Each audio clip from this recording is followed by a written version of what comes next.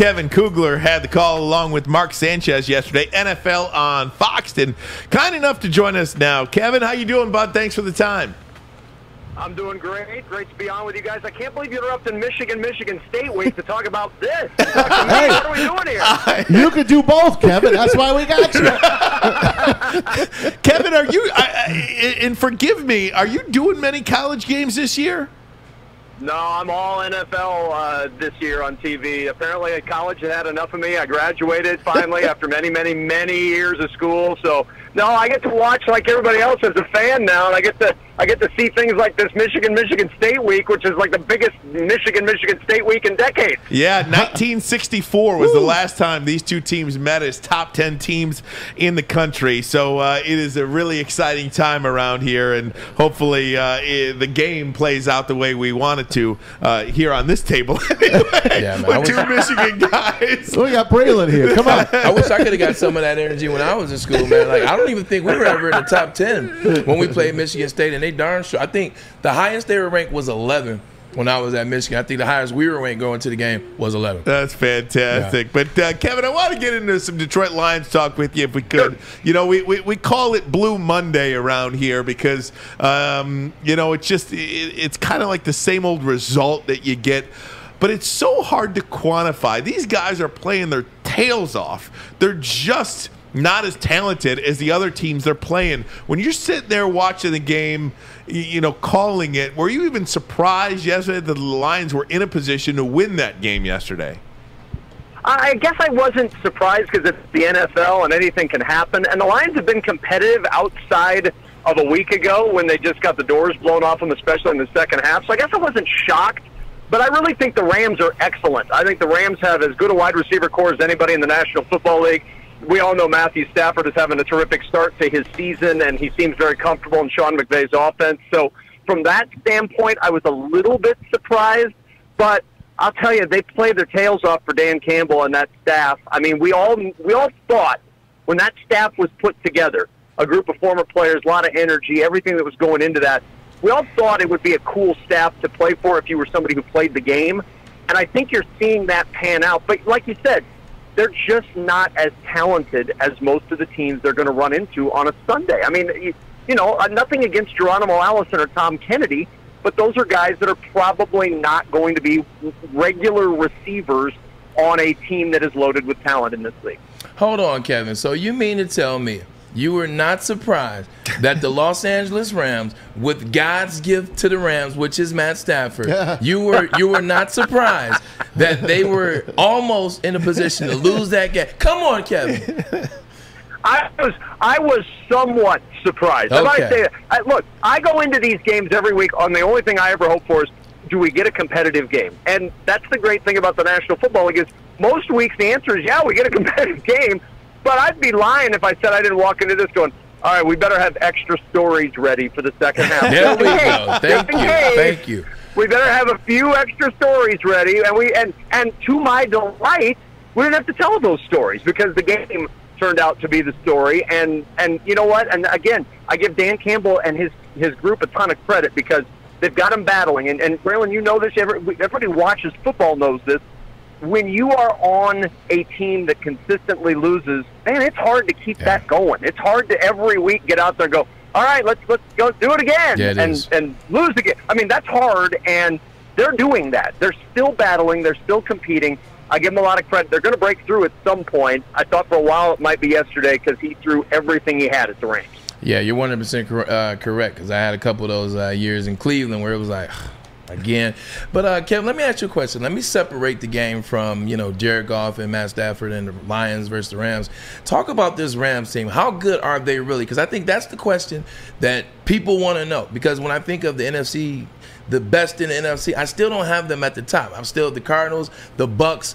Like, the reason why is, you know, you look at the Seattle game, you look at if Russell doesn't get hurt, Stafford struggled a little bit in that game, and then Russell was hurt. You look at the Lions game, I know it was a bunch of, you know, Harry Potter wizardry by, you know, Dan Campbell, but it still happened. And then you look at, obviously, the loss against the Cardinals. Talk about how good this team really is. And that's a big question for me, too, because I've seen the Cardinals twice this year. We had them back-to-back weeks. In fact, 2 weeks before we had the game yesterday, we've had the Arizona Cardinals. I think they're outstanding. And so we actually sat down, Mark Sanchez and I, we were trying to go through this before the game, like, all right, measure these two teams for me. Because I think the key to Arizona not only is Kyler Murray, but it's the play of that Arizona defense, which I think is much improved from where they've been. JJ's starting to figure things out. Chandler Jones, Murphy. I mean, Buda Big. Yeah, there's talent at every level on that defense. But I kind of see that with the Rams. I mean, Aaron Donald's the best defensive lineman in the league, maybe the best defensive lineman we've seen. You've got, you've got a secondary that's got talent back there. You've got Jalen Ramsey, who's maybe the best corner in the game right now. And then you look at the wide receiver corps for these two teams. I love the Cardinals' wide receiver corps, but how do you argue against what Cooper Kupp and Van Jefferson and all those guys are doing for the Rams right now? Those two teams, I think, are nip and tuck, and it's going to come down to quarterback play, and maybe it comes down to the fact that Kyler can beat you not only with his legs, but with his arm. Kevin Kugler joins us, Fox NFL, did the Lions game yesterday with Mark Sanchez. Look, man, I'm a Jets fan. I like Mark Sanchez. I was mad at him yesterday. I could not hear another pat on the back from Matthew Stafford, and we hear it all the time now. Hey, man, don't talk about my former teammate like that. Don't talk about my former teammate like that. We hear it nationally. No one ever even knew who he was when he played for us here for 12 years. Why all the love all of a sudden, Kevin?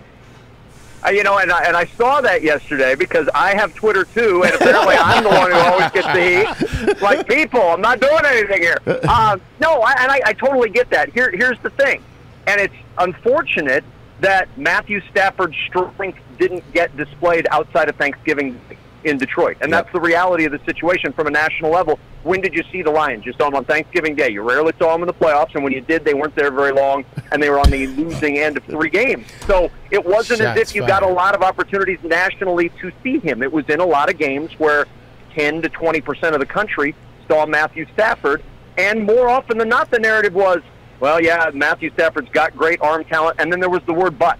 But there's this, but there's that, but there's not the talent around him, but there's not this, but there's not that. And so I think what Mark's point was, and I don't disagree with his point, I know it ticked people off, but I think Mark was going along the lines of the same thing you're saying, is nobody else noticed this outside of Detroit, and now all of a sudden there's a brass band and a parade every weekend where Matthew Stafford hits the field and starts to throw the ball and throws no-look passes and everything else. And everybody in Detroit's going, dude, we saw this for 12 freaking years. You don't need to tell us that.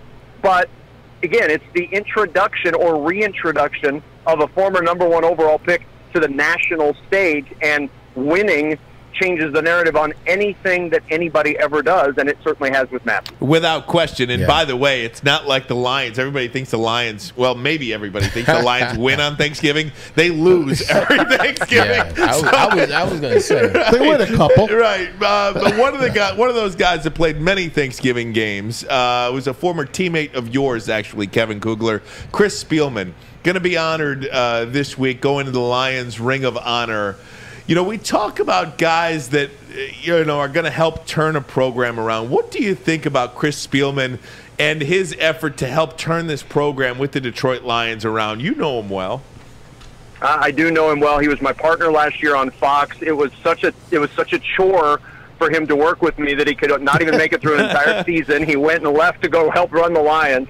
But no, he is one of my all-time favorite people. First off, he is genuinely a good man.